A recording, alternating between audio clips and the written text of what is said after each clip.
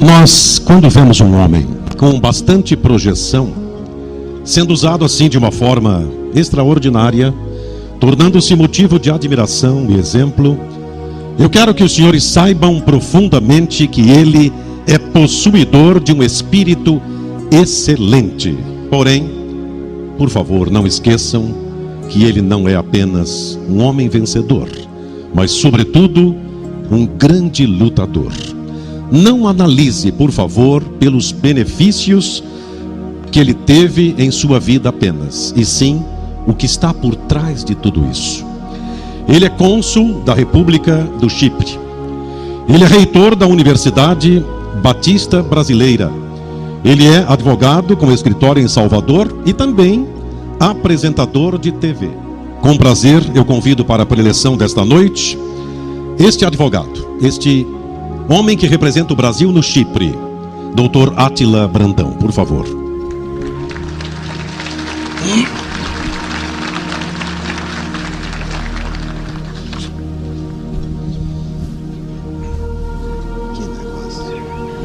Boa noite, senhores. Boa noite, senhoras. Boa noite, juventude. É muito bom estar aqui com vocês, trazendo nesse sotaque baianês o abraço do útero do Brasil, que é a Bahia, e da única capital que tem o nome do Senhor, Salvador. Eu quero deixar para vocês dois pequenos textos da Constituição do Governo de Deus, a lei maior da República Celeste, que é a Bíblia, e que se encontra no livro de Deuteronômio, no capítulo de número 6, nos versos 21 e 22, e também depois em Colossenses capítulo 1, 14. Diz assim: eu era escravo de Faraó no Egito, porém o Senhor com mão forte me tirou de lá e me transportou para o reino do Filho do seu amor, aonde recebi a remissão da minha vida pelo seu sangue. Eu era escravo do diabo. Eu nasci numa família, no lar muito tradicional na Bahia. Meu avô era muito rico e a família, uma família de nomeada.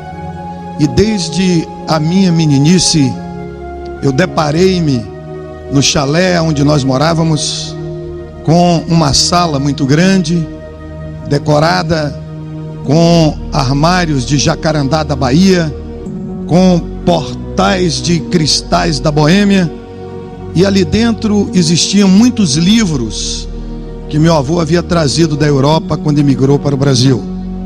E aquilo causou um impacto muito grande na minha vida desde a minha meninice. E eu gostava de sempre adentrar aquela sala. Ainda não sabia ler corretamente, mas gostava de compulsar aquelas obras. E fui criando no mais recôndito do meu ser o desejo de estudar, o desejo de conhecer, o desejo de me tornar um sábio, e de crescer e de aparecer, não pela riqueza da família, não pelo nome, pela tradição da família, mas pelo conhecimento, pela sabedoria. E na minha meninice, não tem muito tempo assim, eu fui para o colégio militar, e dali do colégio militar, depois eu fui para a academia militar, e nos idos de 1967, fui declarado aspirante oficial, e como aspirante eu fiz vestibular para Direito na Universidade Federal da Bahia. Fui aprovado e comecei estudando Direito e trabalhando como soldado, cheguei até o posto de capitão. E dali eu renunciei àquele tempo todo que tinha passado na vida castrense e montei um escritório, uma banca de advogado, e coloquei 6 profissionais para trabalhar para mim. Eu era um sujeito muito vaidoso naquela época, e já como advogado, já com escritório conhecido, trabalhando para empresas multinacionais, representando muitas pessoas importantes na minha terra, eu comecei a mudar a minha cabeça. Eu agora alimentava o desejo de ficar milionário. E eu não tinha respeito pelas pessoas. Eu não considerava as pessoas como gente, mas considerava as pessoas como meros volumes. Não gostava de apertar a mão das pessoas. Se alguém era apresentado a mim, eu tinha que apertar a mão. Aí depois eu corria, lavava a mão com álcool, colocava perfume. Era assim. E tirei um rapaz muito educado, uma pessoa da High Society, tirei lá da penitenciária de Salvador e coloquei como meu motorista, rapaz educadíssimo, né? E naquela época eu tinha um Mercedes-Benz, ele dirigia fardado. Quando nós chegávamos no Fórum Rui Barbosa, fora da nossa terra, que eu, alto e bom som, sempre dizia, ali está o maior magazine do norte e nordeste do Brasil, onde se compra e se vende tudo. Era o meu conceito do fórum. Ali eu entrava e costumava fazer grandes negociatas. E uma certa vez, eu vinha saindo ali do fórum da minha cidade. Tinha um lugar na frente do fórum que não podia parar automóvel, né? Era proibido. E eu sempre dizia a esse moço que trabalhava comigo, eu dizia, você só para aqui, bem na saída. E aí eu que gostava de me vestir naquele tempo com ternos ingleses e ternos italianos, né? Calçava meia dorê, né? Vestia aqueles sapatos, né? Calçava aqueles sapatos importados de couro de bezerro não nato alemão, né?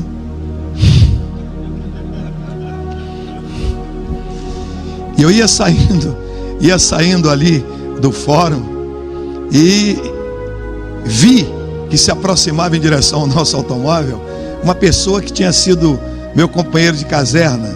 E eu cheguei para o meu motorista e disse, arranca aí, rapaz. Arranca aí porque eu não estou afim de conversar com ninguém, vamos embora. Mas ele aí pulou na frente do carro. Aí o motorista disse, leva? Eu digo, não leva não, rapaz.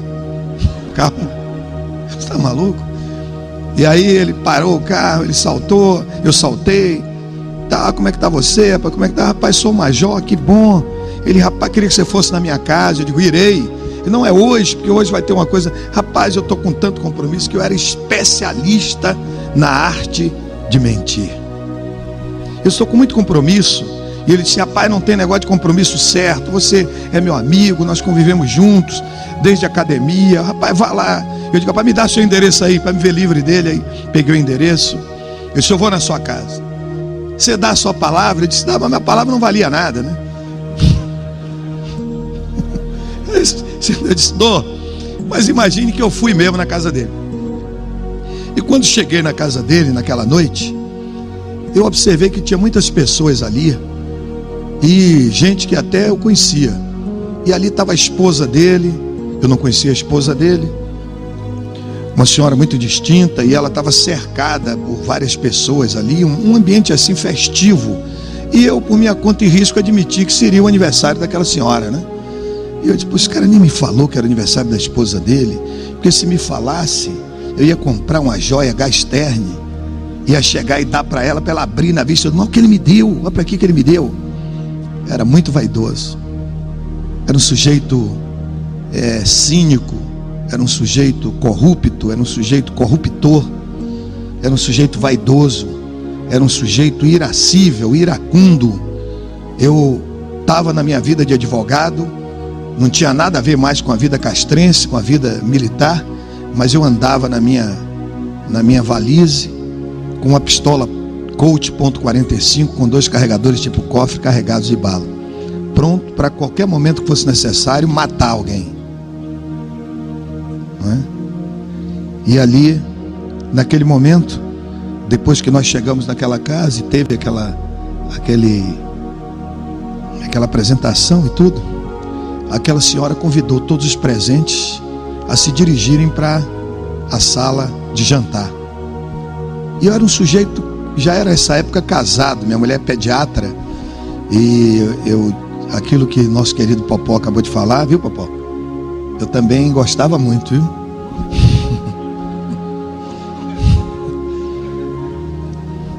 E aquela senhora me convidou para sentar do seu lado direito. Ela estava na cabeceira da mesa, me convidou para sentar do seu lado direito, lugar de autoridade. E pediu ao seu esposo, o major, que sentasse a 45 graus, assim, de mim. E eu olhei para ele do outro lado da mesa e comecei a sorrir. E senti que ele sorria de felicidade, porque ele, na cabeça dele, na certa, ele estava pensando que eu estava feliz, que eu estava ali na ambiência do recesso do seu lar. Mas não é. Eu estava sorrindo porque eu disse: rapaz, você se livrou de boa, porque eu não sou mais militar. Porque senão amanhã eu ia espalhar em toda a caserna que em casa que mulher manda, até o galo canta fino. E depois que ele sentou, que as pessoas assentaram-se, mandou apagar as luzes e ficou aquele ambiente penumbrado. Eu digo: meu Deus, eu não sabia que esse cara é maluco, vai ter aqui o quê?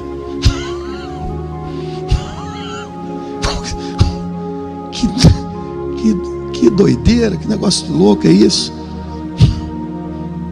Mas aí, aquela senhora tão gentil, aquela senhora tão dócil, ela começou a dar umas tremedeiras no corpo, e ela começou a falar com a voz cavernosa, olhou para mim e falou uma série de coisas a meu respeito, e aquilo massageou meu ego, e eu fiquei entusiasmado com o que ela estava falando. E eu fui vendo aquela coisa toda se passando, eu não sabia, nem entendia aquele negócio. E no fim eu cheguei para ela e disse: minha senhora, o que é que aconteceu aqui? Ela disse: olha aqui, não posso lhe dizer nada, você pega aí, tá com a caneta aí? Eu digo: estou aqui, anota esses livros aí, e vai em tal lugar lá e compra. Imagine, é o que se diz lá no sertão, juntou a fome com a vontade de comer. Desde criança, a coisa que eu mais gostava de fazer era ler, era estudar, né? E eu no outro dia pedi a esse motorista meu que comprasse aqueles livros todos, e ele trouxe aquela série de livros, e eu comecei a devorar aqueles livros escritos por um médico francês, que talvez você nunca tenha ouvido falar no nome dele, um linguista, um poliglota, um professor chamado Denisard Hippolyte Léon Riveil. Eu creio que você nunca ouviu falar nesse nome. Talvez você tenha conhecido o pseudônimo dele, Allan Kardec. E eu devorei as suas obras, me apaixonei pelas obras escritas por aquele homem. E curiosamente eu fui para Paris para aprender mais a respeito dele. E lá em Paris eu encontrei uma obra num sebo que ele havia escrito, chamado Les Contradictions, e li aquilo, devorei aquilo. Fui para a Suíça, porque ele tinha estudado pedagogia aos pés dos maiores pedagogos da história do mundo, Pestalozzi, lá em Verdun, na Suíça. E comecei a me entusiasmar pelas suas obras. Comecei a entregar-me de corpo e alma àquela coisa, aquela grande revelação para a minha vida. E dentro de pouco tempo, eu tornei-me médium espírita de todos os dons de mediunidade. Médio de audiência, médio de vidência, médio de incorporação, médio de transporte e médium de psicografia. E comecei a fazer várias conferências no Brasil e Alemar a respeito daquela grande revelação. Uma certa vez, num congresso espírita nesse país, eu encontrei um homem muito conhecido, hoje ele já é falecido, e muito respeitado nessas lides. Sentamos na mesma mesa e começamos a conversar, e ele olhou para mim, disse assim: você é um jovem muito inteligente, um jovem sábio, né? Fala vários idiomas, estudou muito, tem muitos títulos, mas eu quero te fazer um desafio. Eu disse: qual é o desafio que você quer fazer para mim? Ele disse: deixa esse negócio de espiritismo científico, espiritismo de mesa branca, e vai para a limpeza pública do espaço. Eu digo: o que é limpeza pública do espaço?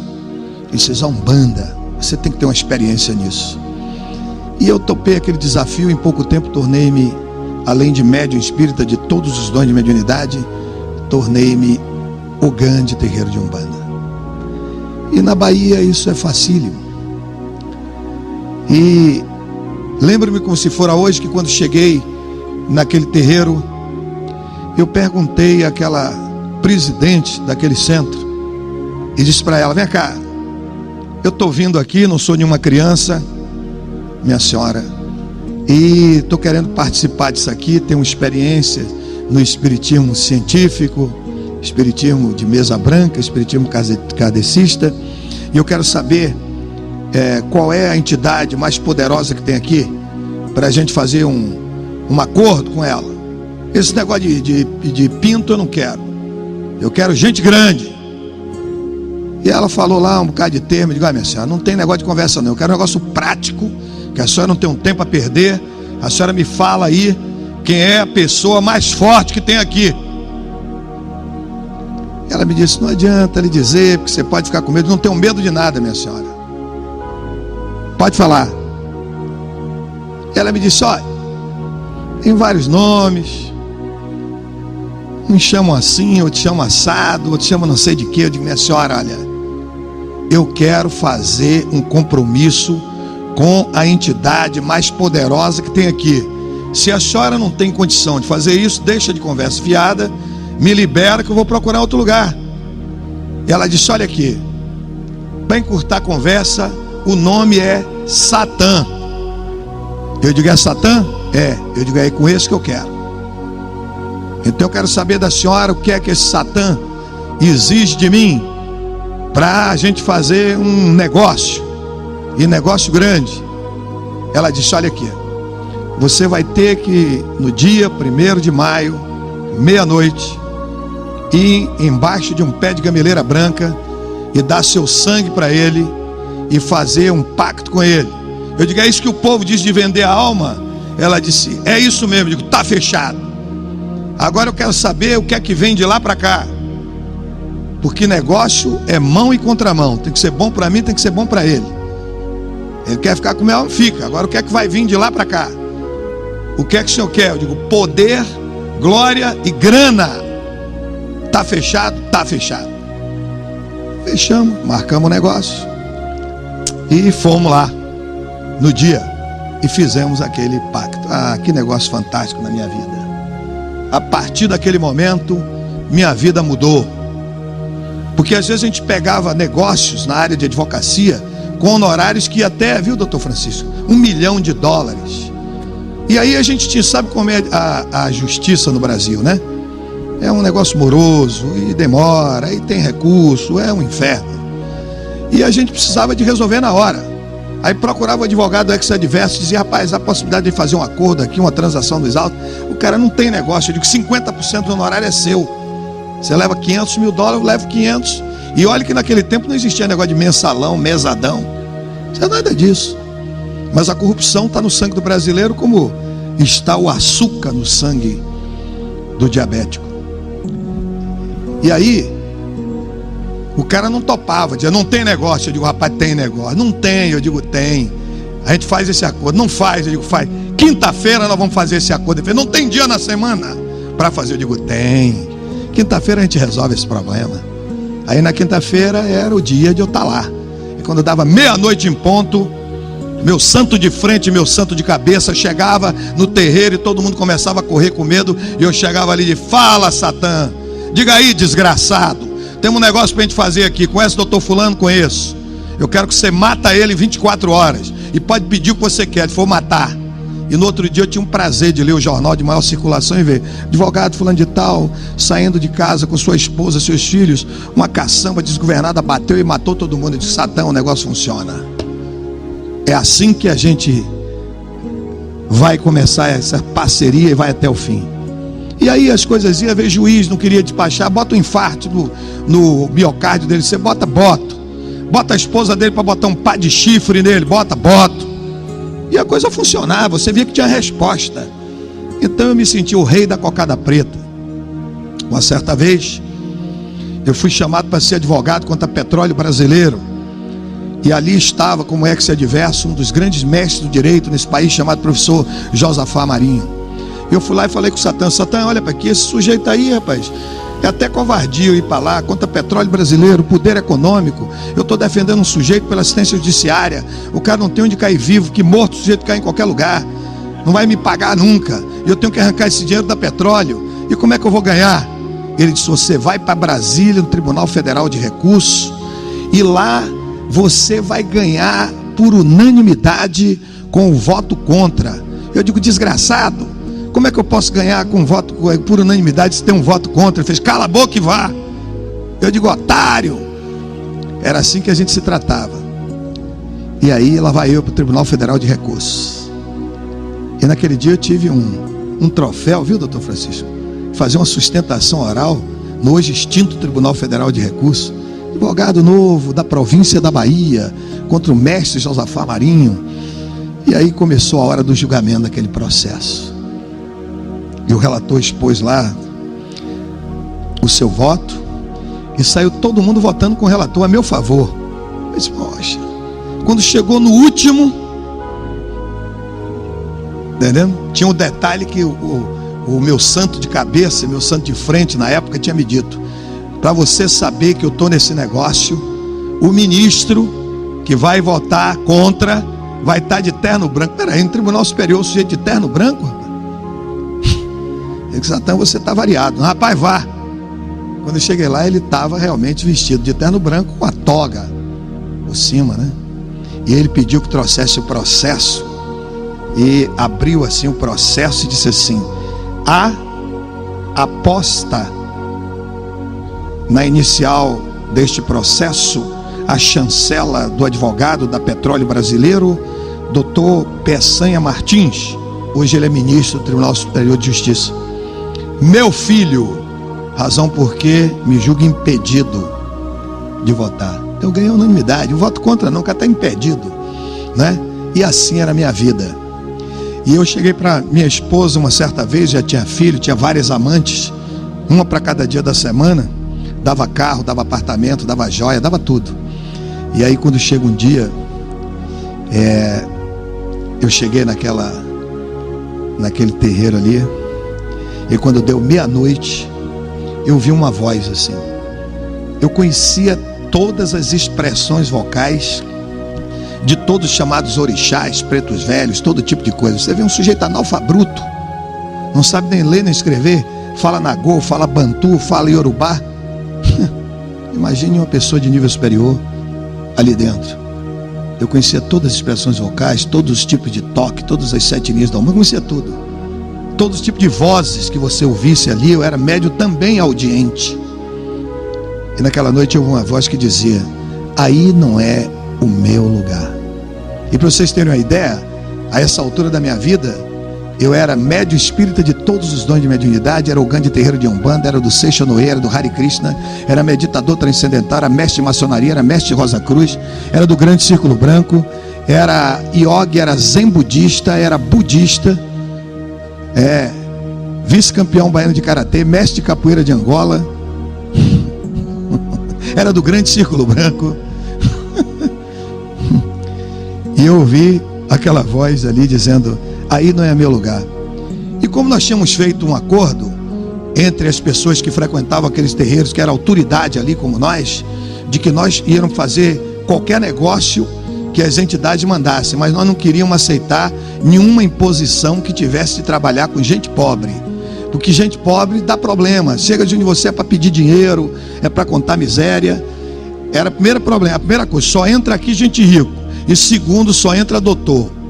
E ali estava um diretor financeiro de uma das maiores construtoras desse país, e nós tínhamos feito um acordo para roubar dinheiro da construtora e construir o terreiro. Construir um negócio bonito, todo de mármore, era uma coisa linda. E demos um golpe lá e botamos tudo bonitinho, né? E nessa noite ele estava junto de mim, e eu disse: doutor, eu acabei de ouvir uma voz aqui que disse: aí não é o meu lugar. Ele: rapaz, já está meia-noite já, nós vamos embora daqui a pouco. São 75 quilômetros para a gente chegar em Salvador, rapaz. Vamos continuar nosso trabalho. Eu digo: rapaz, eu nunca ouvi uma voz igual a isso não. Não viu como? Aqui a gente ouve todo tipo de voz. Eu digo: rapaz, uma voz melíflua. Aqui, as vozes que falam aqui para a gente é Odá ODS.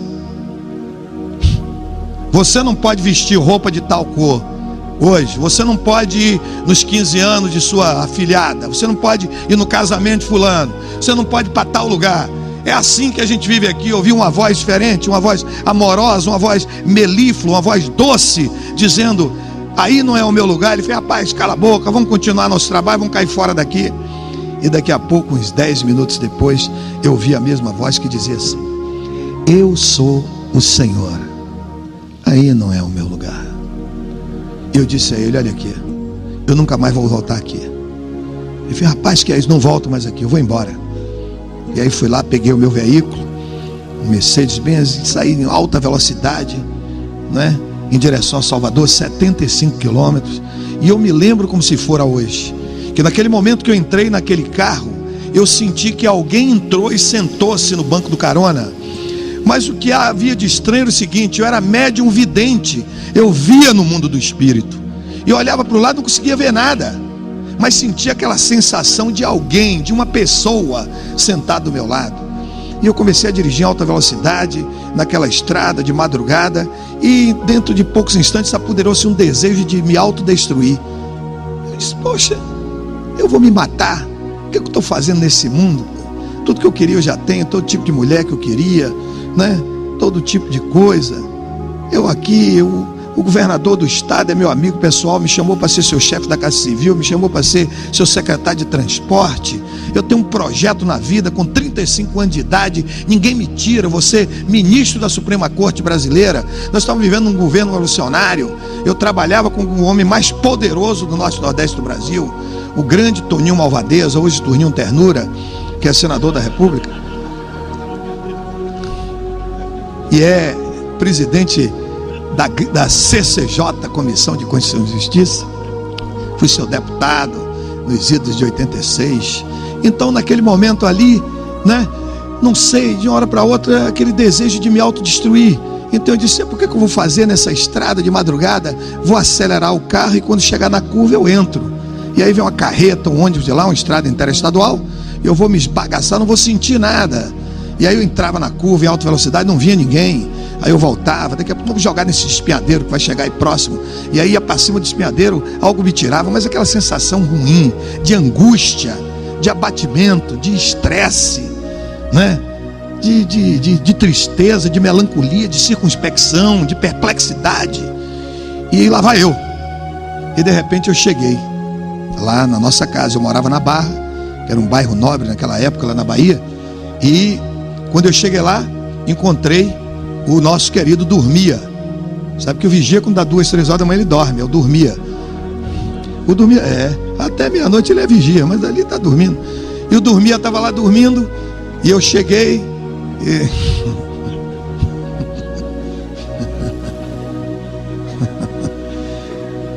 parei o carro assim e saí assim de mansinho, e senti que aquela pessoa, aquele corpo que estava ali do meu lado, estava me acompanhando, mas não conseguia ver.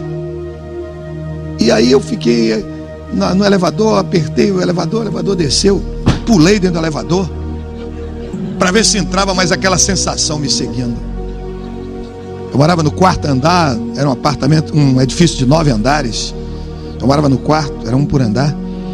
E aí quando eu cheguei no meu quarto, eu já não dormia no mesmo quarto da minha mulher. Várias vezes eu disse para ela: na hora que nós passarmos pelo corredor do prédio, você não toque em mim, eu tenho nojo de você, tenho asco de você, estou com você, porque eu sendo casado, as pessoas vão confiar em mim e eu vou poder ir para a cama com a mulher dos outros. Por isso que eu quero você, não quero mais saber de você. Se quiser ir embora, vai embora. E aí, naquela noite eu entrei ali no meu quarto para fazer aquela prece mecânica que eu era obrigado a fazer, não sabia porquê, mas tinha que fazer. E quando eu olhei para a porta do meu quarto, eu vi quem estava me seguindo. O homem das 7 caras, o homem das 7 faces, que eu servi com tanta singeleza de coração em todas as suas obras, e tudo que ele me mandava fazer, eu fazia. Ali estava ele na minha porta me dizendo o seguinte: se você deixar qualquer uma das minhas obras que eu mandei você fazer, eu vou te matar, vou destruir sua mulher e vou matar sua filha. Eu só tinha uma filha, a minha filha mais velha, Andréa, que hoje é advogada e defensora pública do Tribunal de Justiça do Distrito Federal, e que recentemente saiu no Correio Brasiliense uma reportagem de capa, a fotografia dela cercada de pessoas pobres, doutora Andréa Brandão, a mãe dos pobres, e me fez chorar muito. E a minha filha mais velha, e ele disse: eu vou destruir sua mulher e vou matar sua filha. Eu digo: Satã, vai fazer um acordo? Ele: que tipo de acordo? Eu digo: mate minha mulher e minha filha, que está aí no outro quarto, e me deixe em paz, rapaz. Eu não quero mais ver esse negócio. Eu falei: vou te matar. Naquele momento eu descobri uma coisa: eu estava preparado para matar, mas não estava preparado para morrer. E por que eu quis me autodestruir? Porque ele estava do meu lado ali e eu não pude vê-lo naquela madrugada. E eu entrei em pânico. Comecei a urrar, né? Você sabe que homem com medo, em pânico, ele não raciocina. E eu me lembro quando era menino no sertão, na fazenda do meu avô paterno, Coronel Sebastião, que não tem nada a ver com meu avô materno, esse sujeito rico que eu estava falando. Eu fui visitar uma vaca que tinha dado uma cria, e a vaca se apaixonou por mim e resolveu me abraçar, eu acho. E eu saí numa velocidade tremenda, gritando, e pulei uma cerca de 7 fios de arame. E ali naquela noite eu entrei em pânico. Estava sentado à beira da cama e caí no chão esparramado, gritando, urrando, e ele dizendo: vou te matar, vou te acabar, vou te destruir. Comecei a urrar e caí no chão. E quando caí no chão, estava ali em pânico, não raciocinava nada, eu senti aqui no meu ombro direito, o braço do tabernáculo, alguém apertando meu ombro e dizendo: diga Jesus. Meu Deus do céu. Você chegar para um sujeito espírita, não é espírita da ralé que está iniciando o espiritismo, não, espírito de alto espiritismo, dizer diga Jesus. Eu sabia que Jesus era um médium de Nazaré que recebeu por incorporação um Cristo planetário, um avatar, um espírito angélico, e um dia eu seria também um avatar, um Cristo.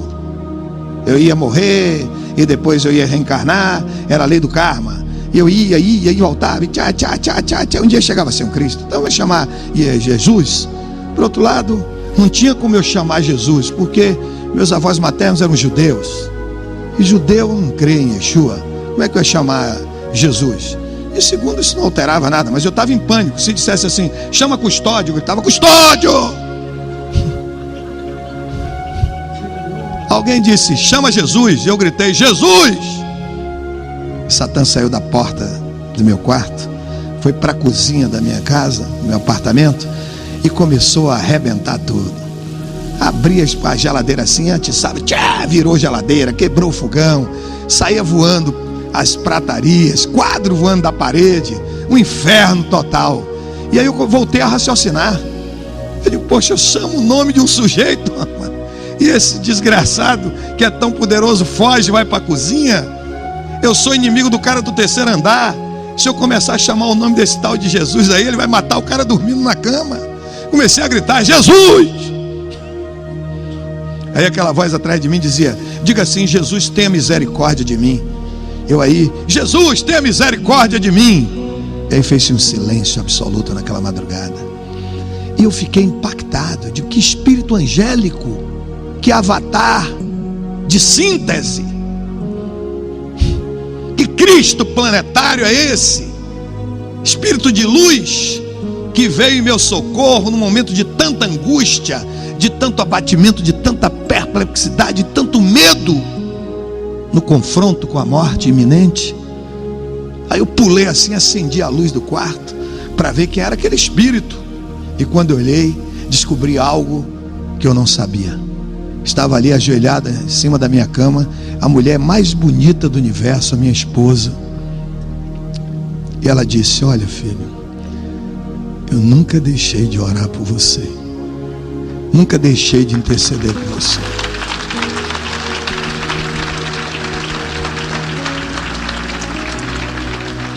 Eu te amo. E naquela noite ela me falou, não da história de Jesus, mas me falou do Jesus da história.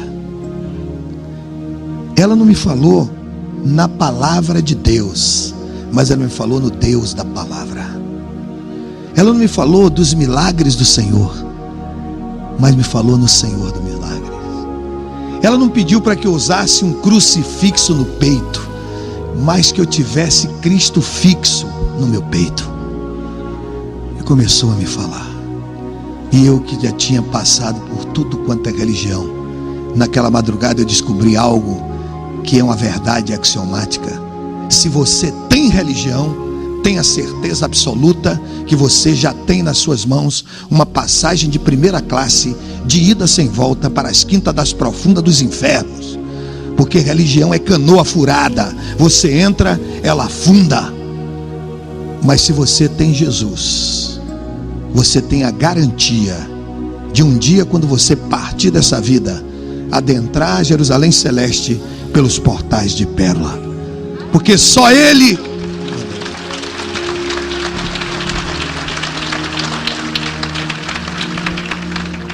Está ali o empresário, meu querido e particular amigo Taleb, que fala árabe.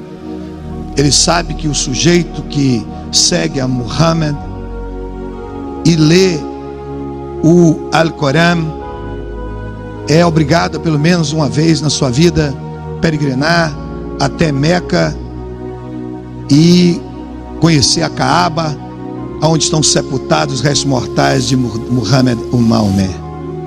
Outros que tiveram o privilégio, como nós tivemos, irmão Custódio, de ir nos cantões da China e passaram ali para visitar a sepultura de Kong Funtze, um dos maiores mandarins da história, e milhares de milhões de pessoas o adoram como um Messias. Confúcio, ali está a sepultura dele.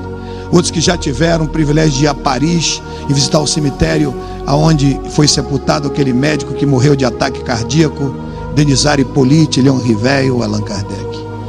Eu gostaria de poder hoje confrontar-me com ele, de ele poder estar vivo aqui, para eu chegar para ele e dizer: Monsieur Dr. Kardec, Jésus, il est le maître de ma vie.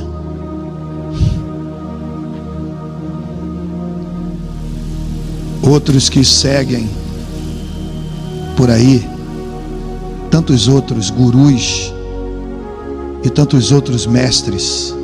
Quem sabe você segue Siddhartha Gautama Sakyamundi, o Buda iluminado, o príncipe indiano, que no momento antes da sua morte, ele chamou o seu melhor discípulo e disse: tudo é vão, eu procurei, mas não encontrei a verdade.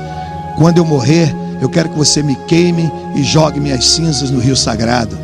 E Yeshua, de que eu estou falando a vocês, Jesus, se você tiver o privilégio, que eu e outros já tivemos, de ir a Jerusalém, visitar o túmulo do jardim, você vai descobrir que o túmulo está vazio. E há mais provas que Jesus ressuscitou dentre os mortos do que Cabral descobriu o Brasil. Nenhum desses mestres que a humanidade segue freneticamente conseguiram dividir a história da humanidade em duas eras, antes e depois de Cristo. E não venha para cá me dizer que você tem Cristo. Eu não quero saber disso. Eu quero saber nessa noite se Cristo tem você. Jesus Cristo é uma pessoa educada, e pessoas educadas não costumam entrar na vida dos outros sem serem convidadas. Por isso no livro de Apocalipse capítulo 3 verso 20 ele diz: eis que estou à porta do seu coração e bato. Se você abrir o seu coração, me convidar, eu entrarei, cearei com você e você comigo. Se você nunca abriu a sua boca e nunca convidou, ele nunca entrou. E não pense que porque seu pai é filho de Deus, você é neto de Deus. Deus não tem neto. A salvação é pessoal. E muitas vezes o que afasta você do filho do carpinteiro é o que estava afastando o ministro do Sanedrim, a Suprema Corte de Israel, que foi de madrugada ter com Jesus, porque tinha vergonha de ser visto falando com ele. E o que é importante naquele encontro é que Jesus chegou para Nicodemos e disse: Nicodemos, eu estou cansado. Eu levei a vida toda como homem, tudo igual a você, exceção feita no pecado, trabalhando, e hoje o dia todo trabalhando, mas eu tenho todo o tempo do mundo para você. Senta aí, fala comigo. Nós não servimos a um Deus que você carrega nos ombros, nem um Deus que você carrega nas costas, em cima de um andor de coisas que o valha. Nós servimos a um Deus vivo, que carrega sem ser carregado, que conduz sem ser conduzido, que leva sem ser levado, que tem ouvido que ouve, que tem boca que fala, que tem olhos que veem, tem mãos que abraçam você, tem pés que se movimentam. É o Deus vivo de Israel, o único Deus verdadeiramente existente. É Jeová, que em hebraico significa o autoexistente, que se revela aquele que faz as coisas acontecerem, o Deus que vivifica os mortos e chama a existir coisas que nunca existiram, e nos seus nomes compostos ele é Jeová Shalom, o Senhor que é a nossa paz. Jeová Tisvaot, o Senhor dos exércitos. Jeová Roferá, o Senhor que te cura, te sara, te sana. Jeová Irê, o Senhor da prosperidade e da provisão.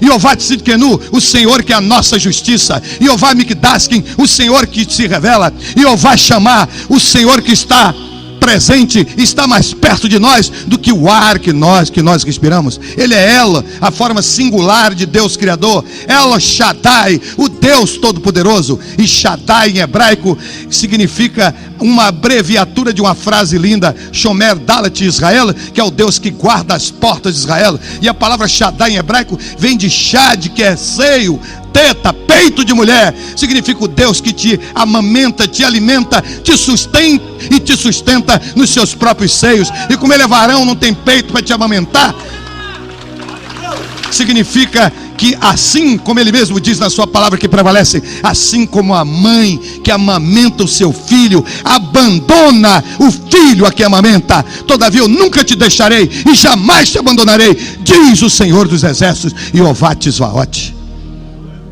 E ele diz: deleita-te também no Senhor, tome leite, mame no Senhor, e ele satisfará o que deseja o seu coração. Nós não estamos falando em Deus que você carrega fixado no painel do seu carro, nem que cola na parede de sua casa, nem que leva na sua carteira. Nós estamos falando no Todo-Poderoso, aquele que criou todas as coisas, aquele que tem poder sobre a vida e a morte. Ele é El Shaddai, o Deus Todo-Poderoso. É o Elion, o Deus Altíssimo. É o Olam, o Deus Eterno. El Gibor, o Deus Valente, o Deus Guerreiro, o Deus Campeão. Ele é Manuel, o Deus conosco.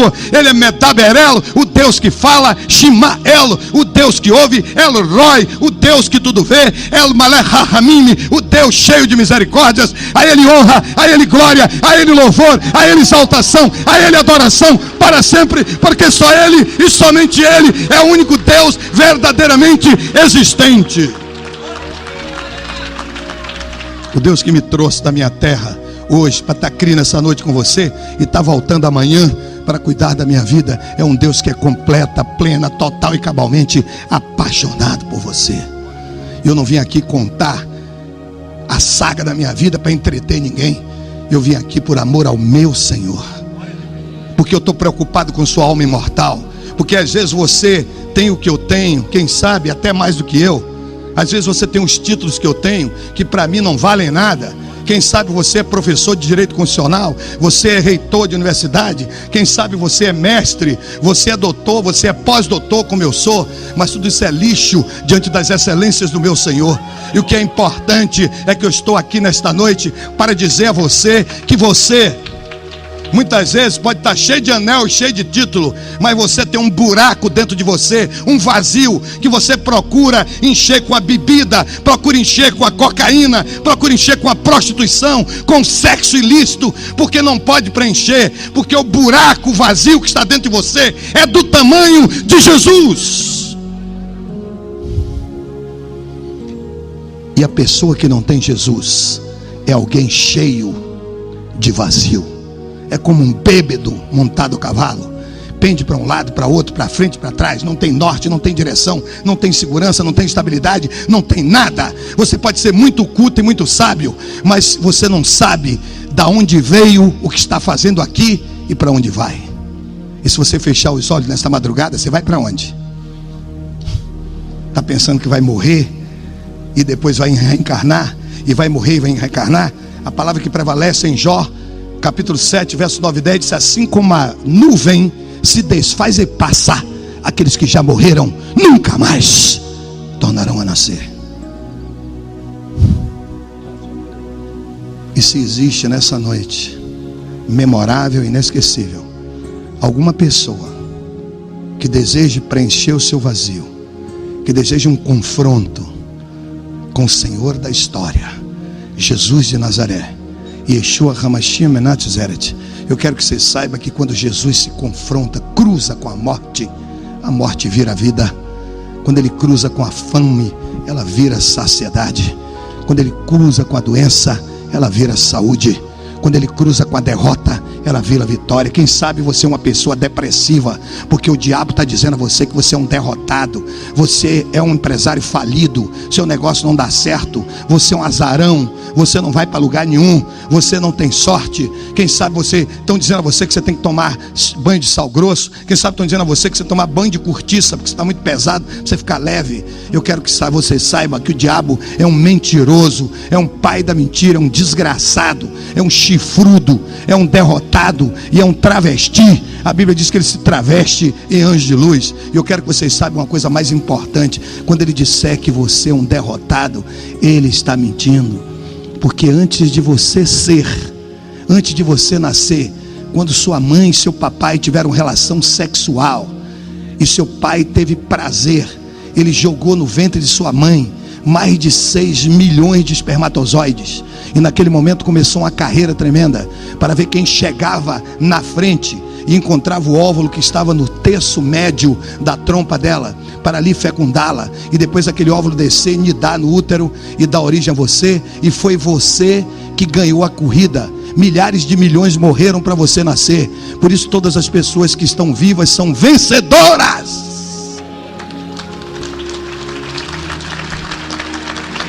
Você não é nenhum derrotado, você é um campeão, você é um maratonista. Por isso que a Bíblia diz que aquele que está em Cristo é mais do que vencedor. Você não é igual a todas as pessoas da humanidade que são vencedoras. Você está acima, você é sobrenatural, você está vivendo em nova dimensão. Porque se alguém está em Cristo, nova criatura é. As coisas velhas já passaram, eis que tudo se fez novo. Se você nessa noite sente agora o desejo de entregar a sua vida ao Senhor, de convidá-lo para entrar na sua vida, fazer esse convite, como você foi convidado, tem aqueles seguranças ali na porta para impedir que pessoas que não têm convite, os bicões, os furões, entrem aqui. Você entrou porque você tem um convite. Jesus, ele é uma pessoa muito importante. Jesus é Deus, ele é o Deus Filho, e ele quer entrar na sua vida nessa noite. Eu me lembro que estava saindo, vindo um repórter, e apareceu uma propaganda, American Express. Não saia de casa sem ele. É mentira. Jesus Express. Não volte para casa sem ele.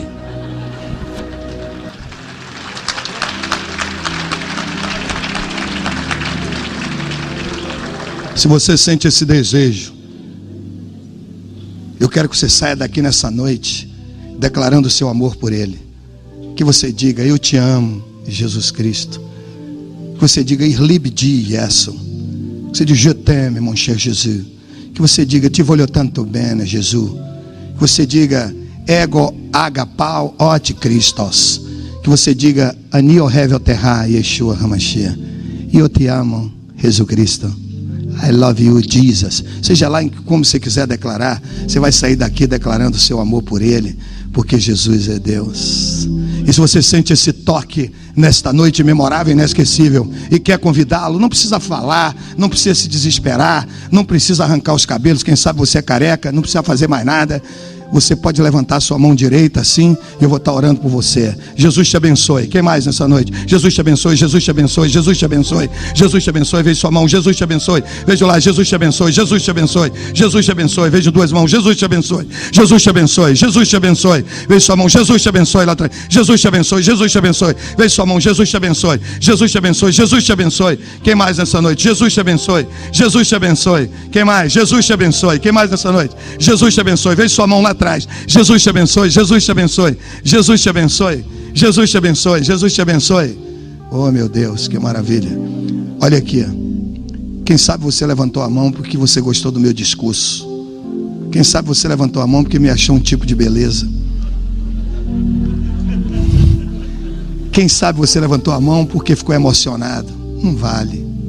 Ele diz: apresentai os vossos corpos limpos em sacrifício puro e agradável a Deus, que é o vosso culto racional. Ele quer de você um culto da inteligência, do raciocínio, do discernimento, da elucubração, da escolha. Se você sentiu que é Ele. Aquilo que Ele disse aos judeus da sua época: Anin Hadere, Verra Emet, Verra Raima. Eu sou o caminho, eu sou a verdade e eu sou a vida. Aquilo que está escrito nessa palavra, e Amós 3,7,